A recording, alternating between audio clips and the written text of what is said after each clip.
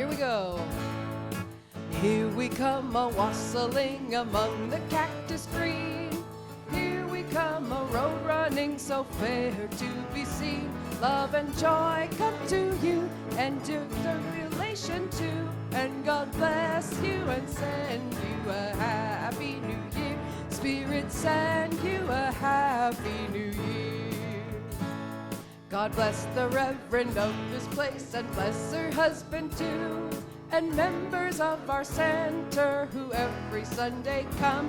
Love and joy come to you, law of circulation. Before you get distracted with trying to read my t-shirt, it says, Dear Santa, define naughty. Now that that's over, I can get into the announcements. My name is Kay Yules, and I am your trustee on duty today. On behalf of Reverend Donna, the Board of Trustees, and our wonderful practitioners, I am privileged to welcome you here. Get the tongue going, Kay. By the way, I'm not Amy either. Amy, okay. Here you will be validated, supported, and encouraged to be all that you are meant to be. Our vision statement is love in action, every day, in every way. We express this love by learning and living the principles of the science of mind. You'll find our declaration of principles on the back of your program. Please join me now in reading them. I believe there is an infinite intelligence operating throughout the universe. I believe this intelligent power is only good.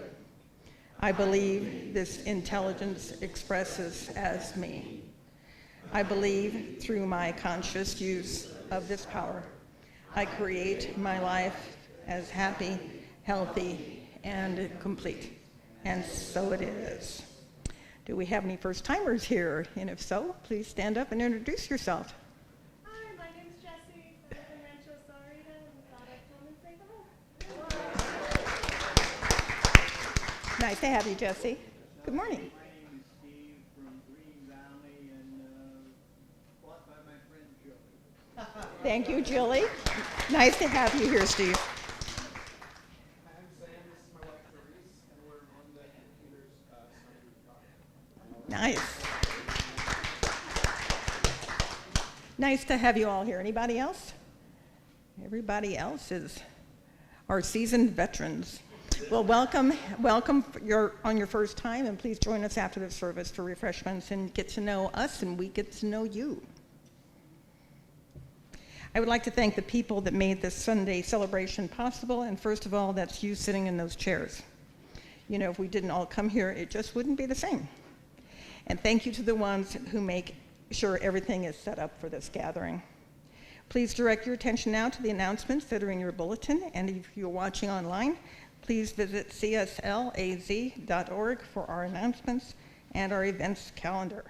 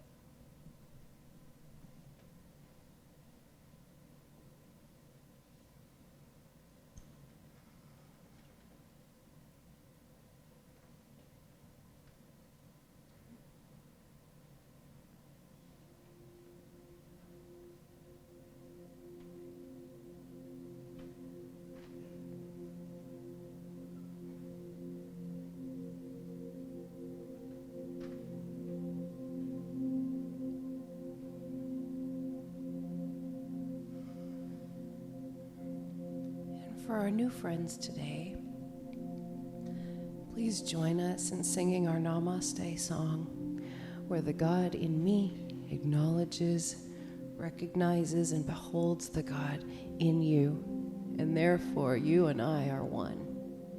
Namaste.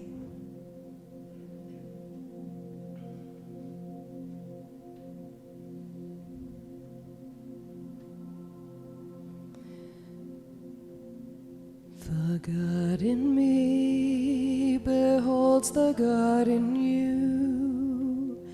It is all for our greatest and highest good. The God in me beholds the God in you. And you and I are one. Namaste. The God in me beholds the God in you. It is all for our greatest and highest good. The God in me beholds the God in you. And you and I are one. Namaste. Namaste.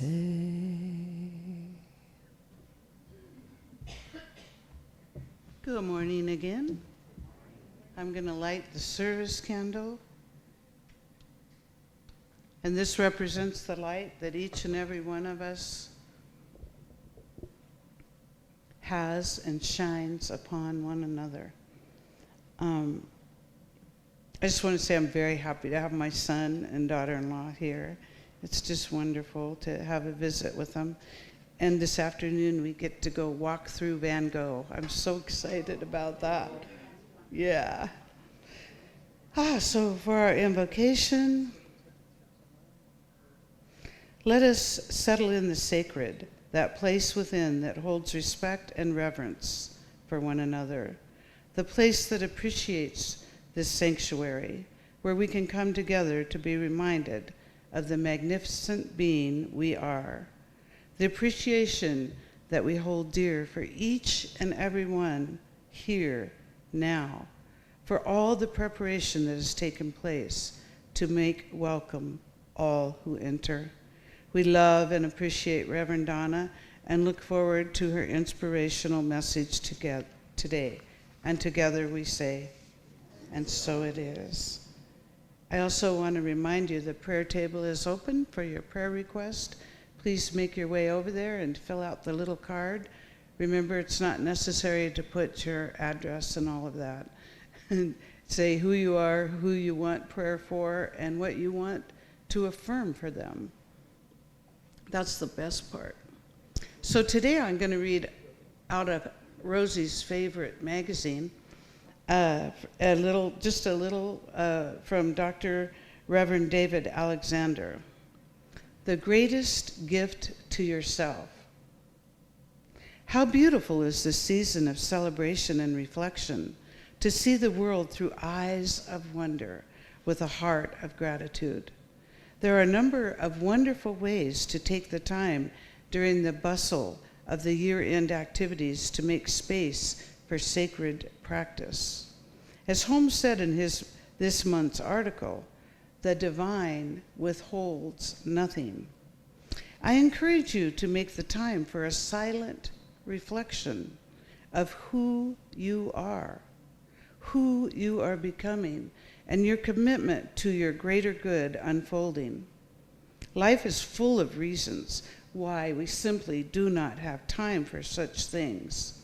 But don't be bothered by your long list of busy work. At some point, we all have to return to the basics of why we are here and who we are.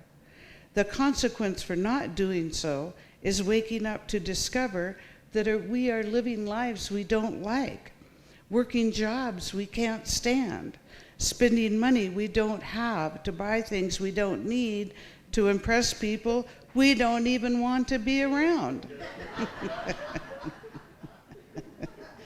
No, that life is not for you. You are part of the great economy of God, designed on purpose and in purpose. Use this time to get in touch with what that means for you. Evelyn Underhill said, we spend our lives, I I forgot how to say this word. Conjugating 3 verbs. Here you go, Kay. To want, to have, and to do. Craving, clutching, and fussing on the material, political, social, emotional, intellectual, even on the religious plane, we are kept in perpetual unrest, forgetting that none of these verbs have any ultimate significance, except so far as they are transcended by and included in the fundamental verb, to be. And that being, not wanting and having, is the essence of spiritual life. I know you have presents to buy, parties to attend, and family to see, but don't forget the most important gift you can give this season is the gift of self-discovery. Be intentional about carving out some sacred space and time to contemplate who you have come here to be. Then ask yourself what commitments you will make to unfolding your highest purpose in the new year. Spirit is calling you home to your authentic self. Give yourself permission to go there. Travel well. Namaste. Thank you.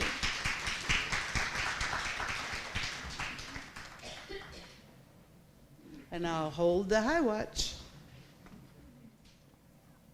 I have 2 different songs today, and I'm having a hard time deciding which one. There's so much celebration this time of year about light, and we've talked already this morning, we've talked several times about candles and lighting the lights. And now our Jewish friends are still in the midst of Hanukkah. So I could do the Peter, Paul, and Mary song, Light One Candle. But I also have another one that's slightly a little more irreverent, but also about lighting candles. So I'd like to give you the choice. Would you like Peter, Paul, and Mary, or would you like the Christmas candle? Irreverent. Oh, okay. All right. Well, at least we're all resolute. Okay. I'm kind of happy about this one. The snow is falling down.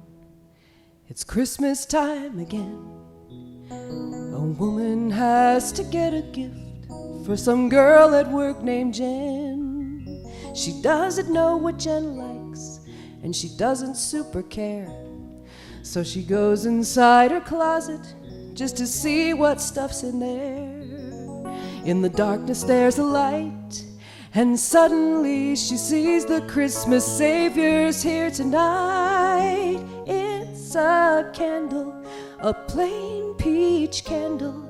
It's been sitting by a bike pump for a year.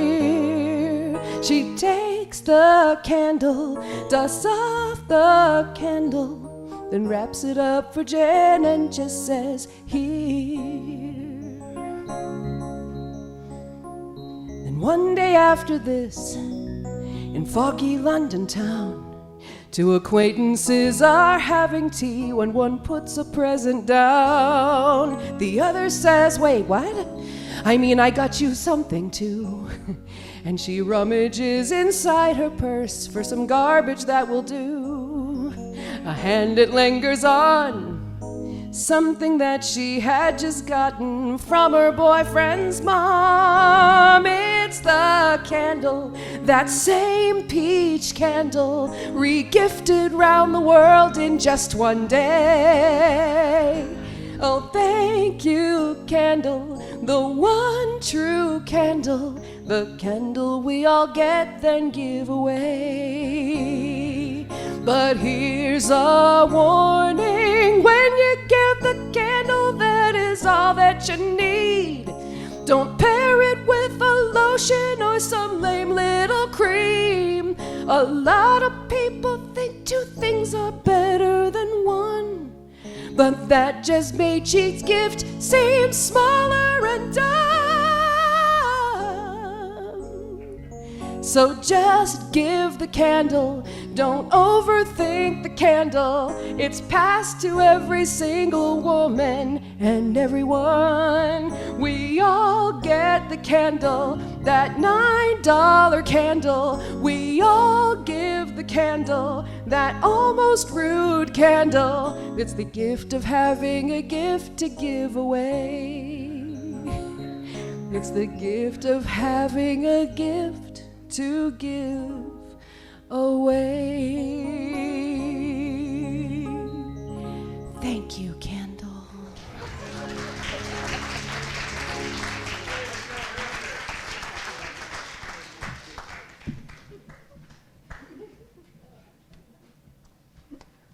Thank you, Heather. Well, good morning.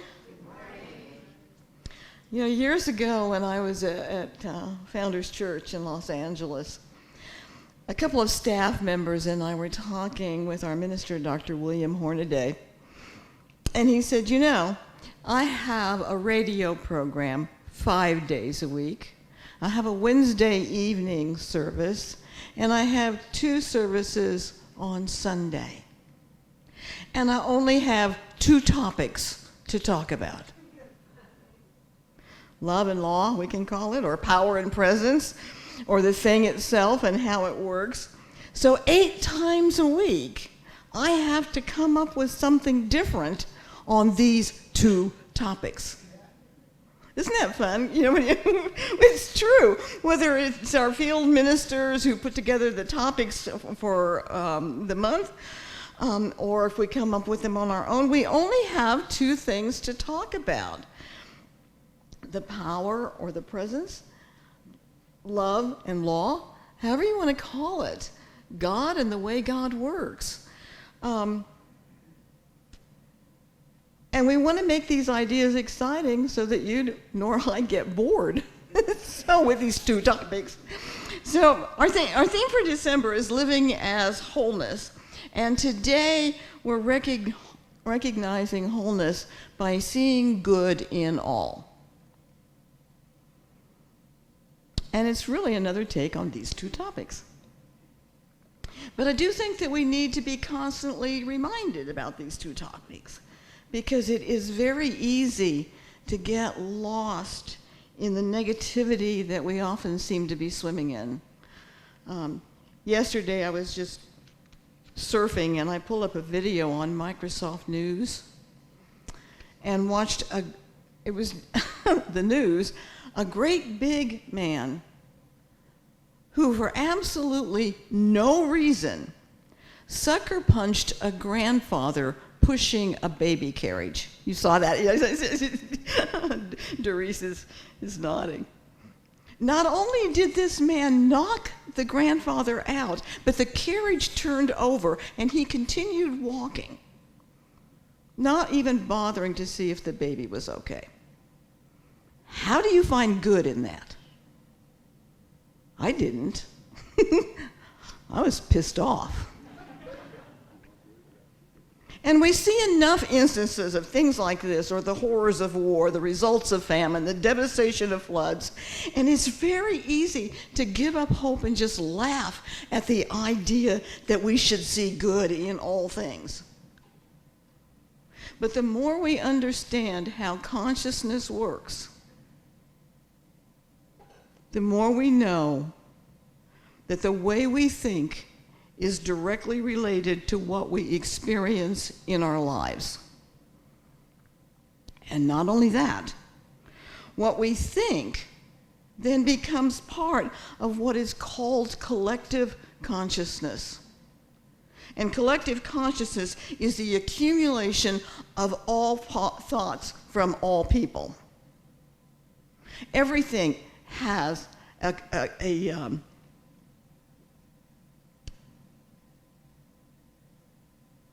am I? Everything has a collective consciousness. You know, people walk in here and they can feel the love. A lot of people say, I feel the love in here. That's the collective consciousness that we have created by being a spiritual family and by loving each other. That's a collective consciousness. You can feel it when you walk into a home, whether it's a happy home or one that isn't so happy. But it's true for the whole world too. Whatever happens in our own thought is part of the collective consciousness of the world.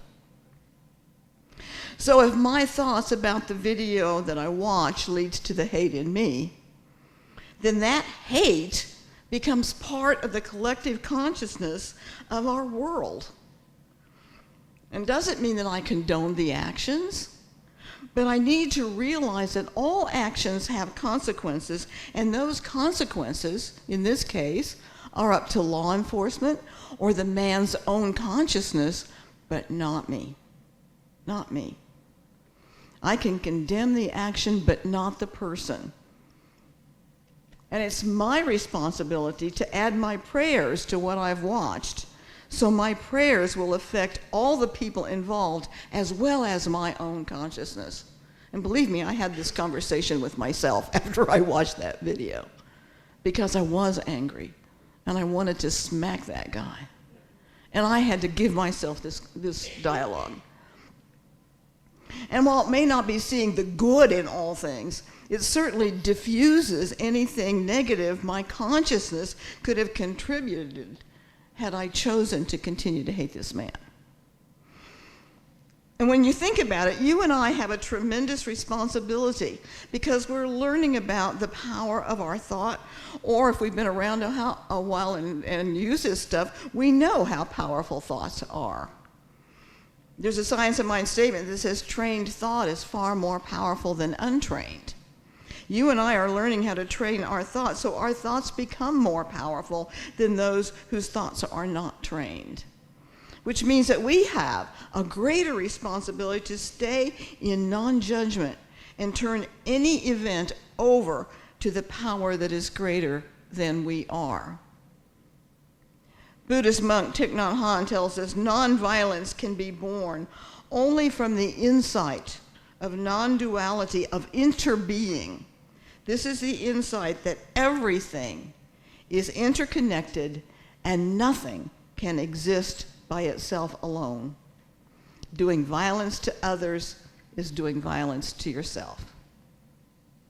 And I would add that thinking violence toward another also paves the way for violence to ourselves, because thoughts are things.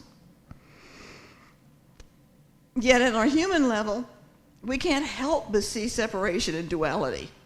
I mean, look at our politics today. There are families that are so politically divided that they don't talk to each other.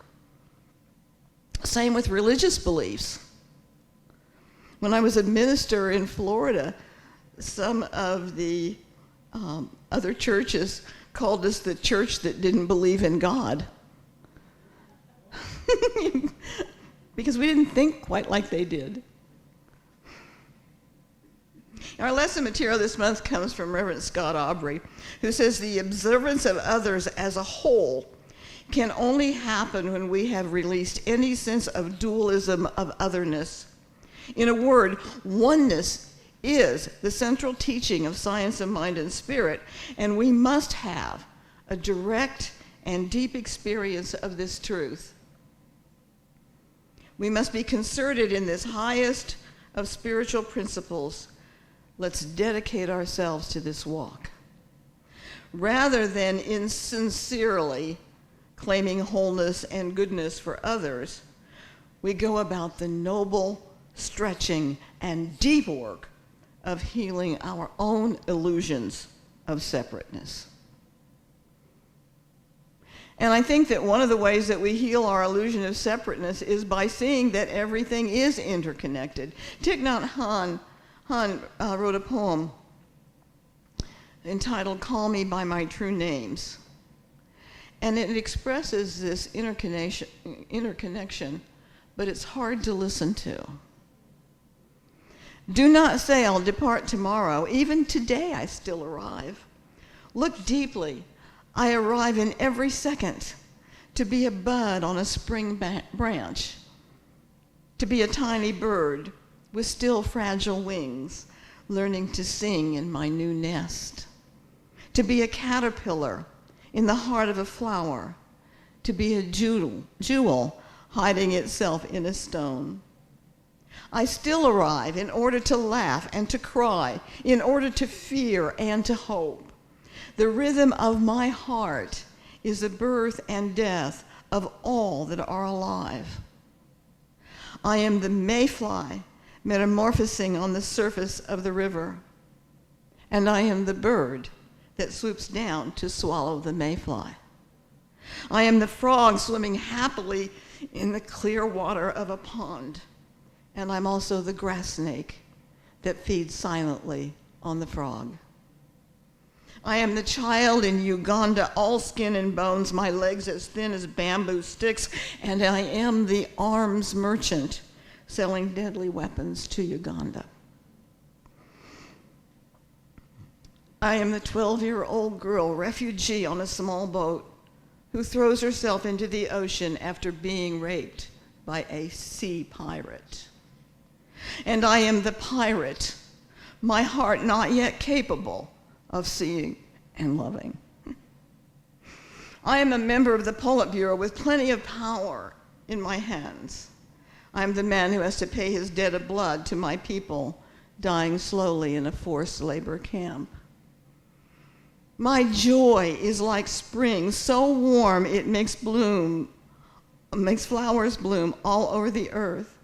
And my pain is like a river of tears, so vast it fills the 4 oceans.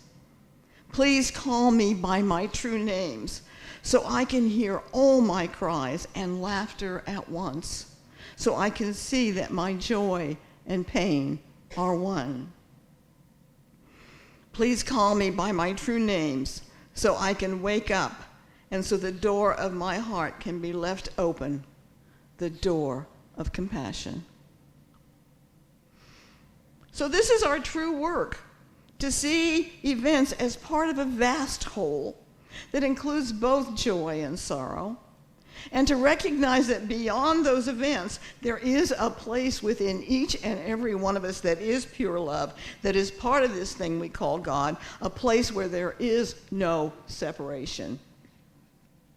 We can imagine ourselves like spokes on an infinite wheel. Each spoke is different, each spoke is unique, and the rim of the wheel is our shared sense of community or family or relationships. But at the hub of this wheel, all the spokes are joined. And that is our center. That is our oneness. That is our unity. That is our wholeness from which we spring forth.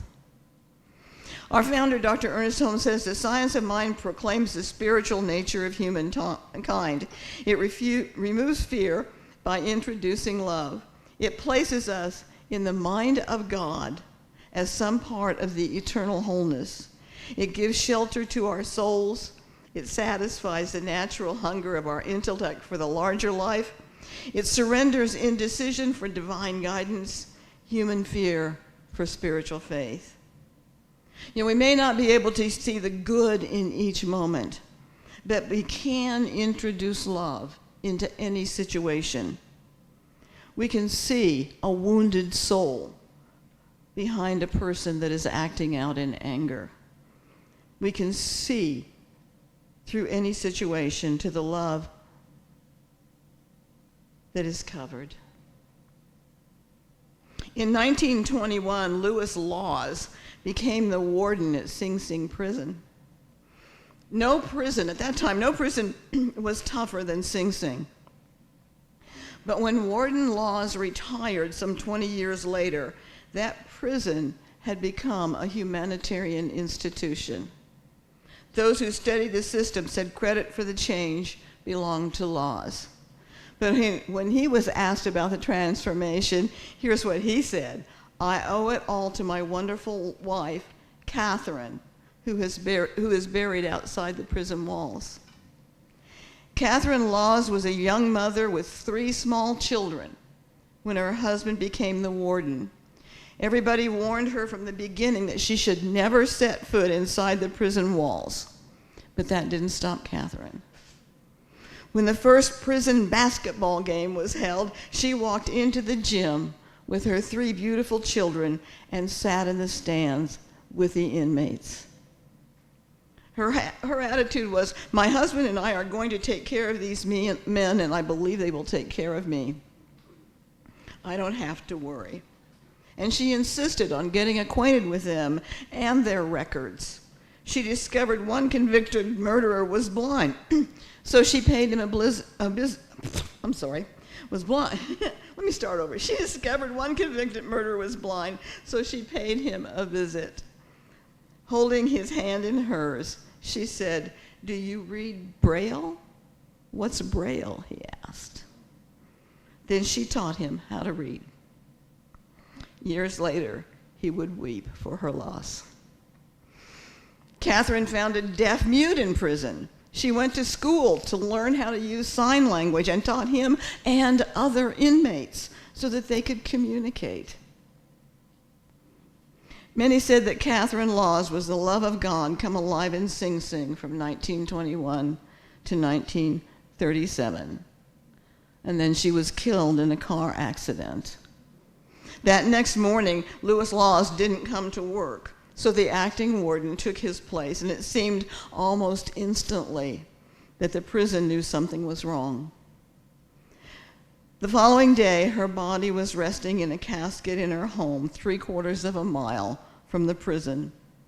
As the acting warden took his early morning walk, he was shocked to see a large crowd of the toughest, hardest-looking criminals gathered like a herd of animals at the main gate.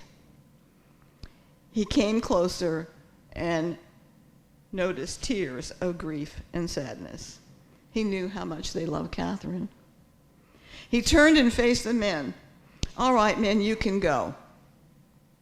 Just be sure and check in tonight." Then he opened the gate, and a parade of criminals walked without a guard the 3/4 of a mile to stand in line to pay their final respect to their beloved Catherine. And every one of them checked back in. Every one. We talk a great deal about Namaste consciousness. We sing about it. Namaste means the God in me beholds the God in you. Catherine Laws lived from that Namaste consciousness, and it transformed the lives of hardened criminals. So if we are to bring forth the good in all things, we have to come from that same consciousness. The God that is me in form greets the God that is you in form, and there's really only one of us here. You know, recently I talked about Reverend Bob Bailey, who would always say, "Look for the good and praise it. Look for the good and praise it." And that's our job. Even when what we are looking at may not seem to have much good in it, it's our job to find it. If Catherine Laws could find it in the hardest criminals, we can certainly find it in someone who tends to piss us off. You know? We can find it.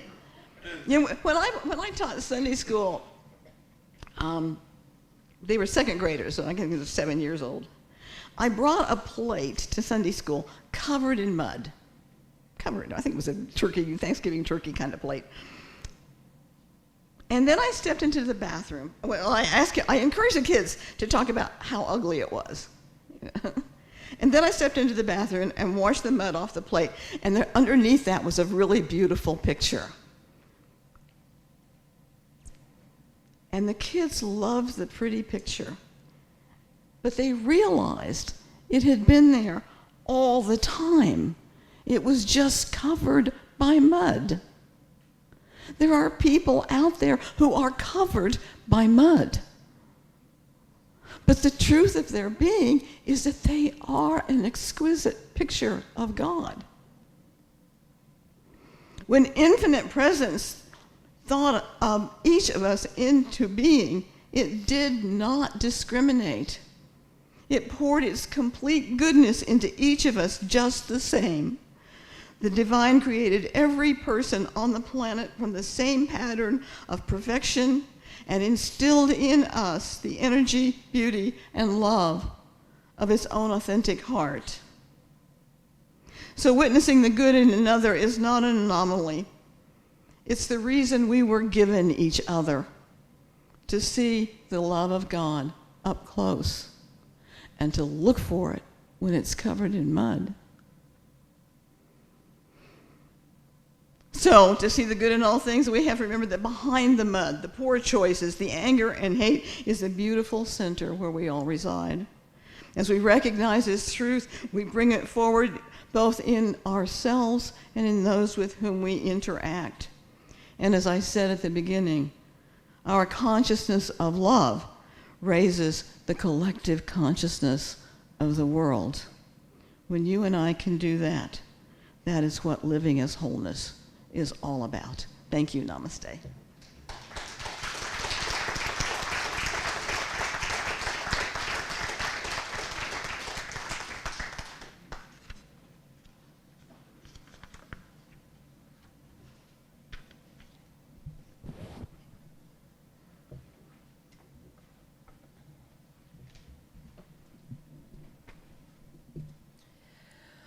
All right.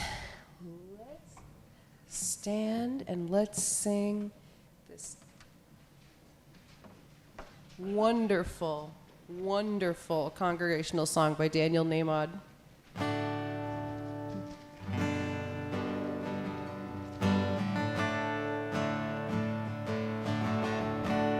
And I just realized I can't do this. There we go.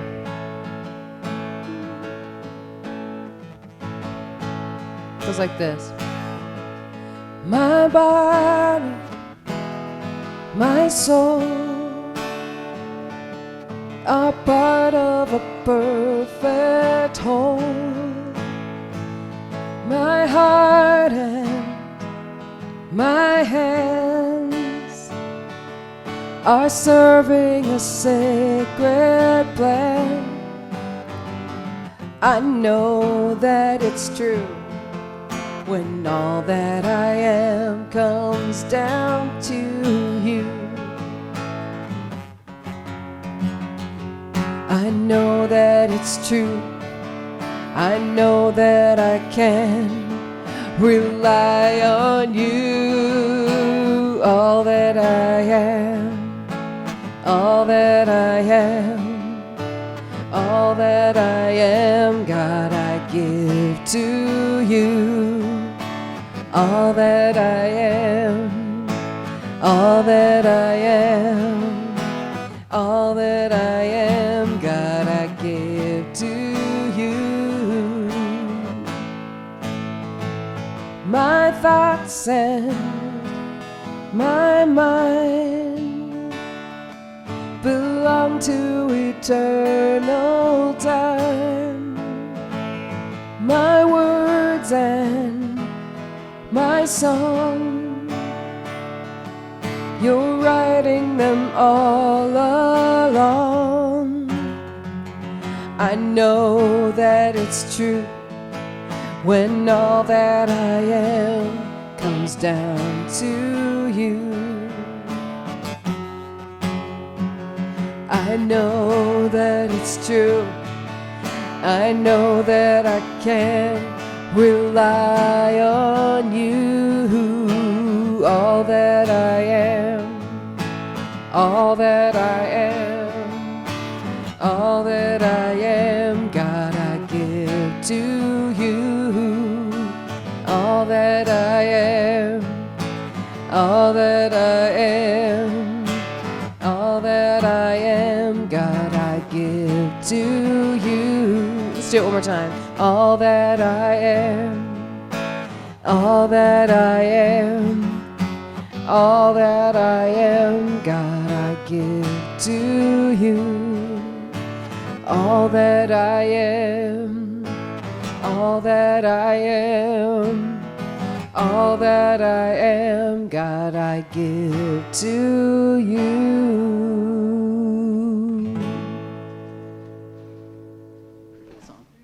Perfect song. Thank you. Okay, thank you so much. It's time for our offering to put that divine law of circulation that we sang about earlier in process. So would you join me in our offering affirmation? If you're new, it's on the left-hand side of our program. My gift goes forth to heal, prosper, and bless all that it touches. It is evidence of my conviction that God is the source and substance of my supply. I share generously of my good, knowing that it returns to me multiplied abundantly, and so it is.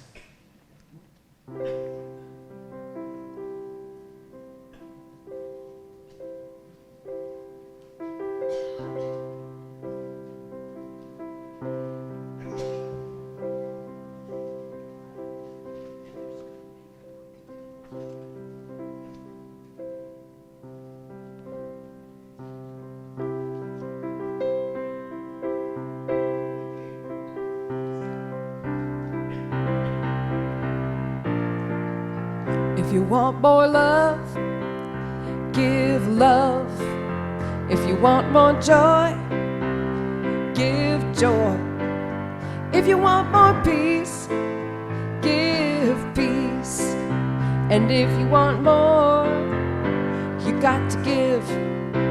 And if you want more, give. If you want more money, what do? Give your money. If you want more time, and give your time. If you want more friends, then be a friend. And if you want more, just give. And if you want more, yeah, give.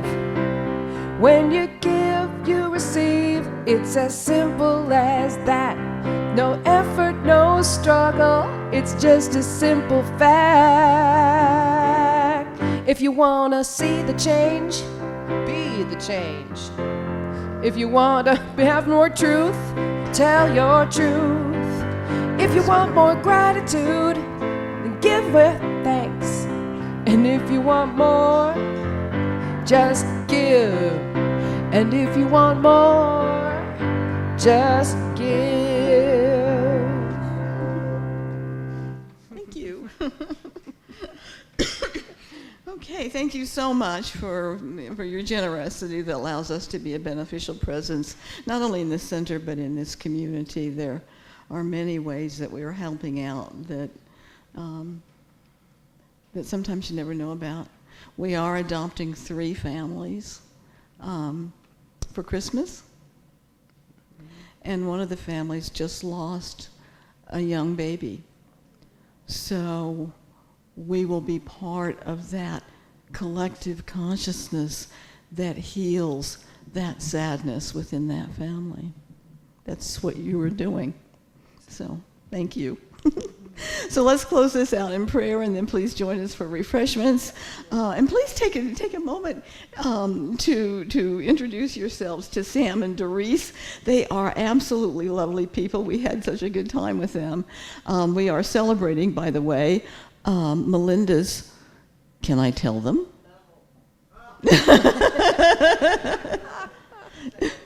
Her 75th level. I think it's a diamond celebration.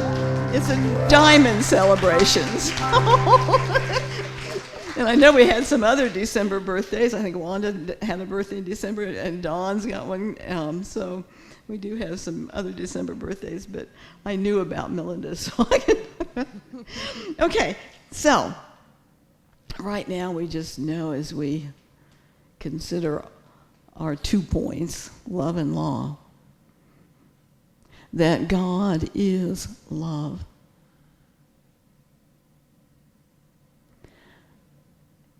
And the law is that consciousness that reflects back to us the power and presence of God that we put into our thoughts, to our beliefs, and to our lives.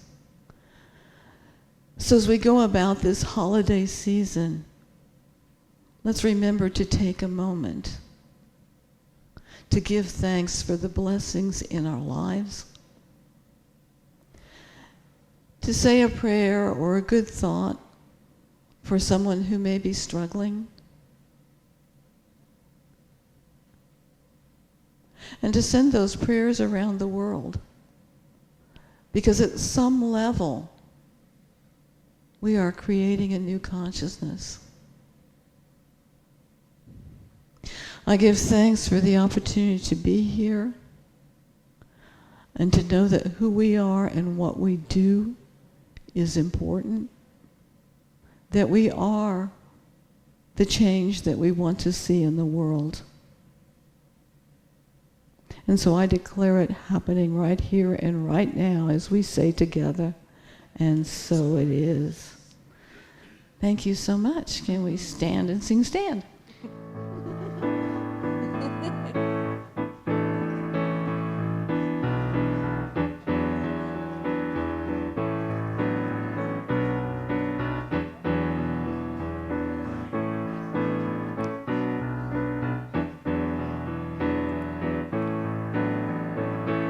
So let there be peace. I am a stand for peace. Let there be love. I am a stand for love. Let there be joy. I am a stand for joy. We are making a new world now. So let there be peace.